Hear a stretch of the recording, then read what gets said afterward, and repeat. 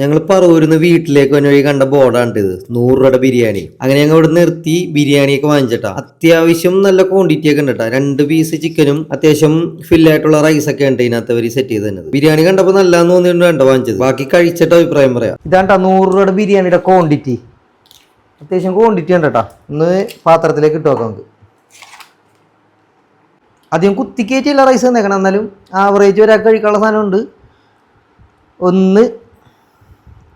2 piece ചിക്കനും ഉണ്ട് കേട്ടോ. അത്യാവശ്യം കുറച്ച് ഗ്രേവിയും ഉണ്ട്. നമുക്കിത് കഴിച്ചു നോക്കാം എങ്ങനെയുണ്ടെന്ന്. 100 രൂപയുടെ ബിരിയാണിയുടെ ക്വാളിറ്റി ഉണ്ടെന്ന് നോക്കാം കേട്ടോ.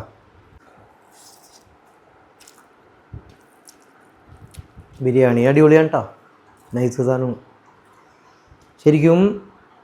വേറെ ഇങ്ങനെ പിശുക്കേട്ടില്ലെന്ന് തോന്നുന്നുണ്ട്. സാധനങ്ങളൊക്കെ അത്യാവശ്യം ഇട്ടിട്ടുണ്ട്.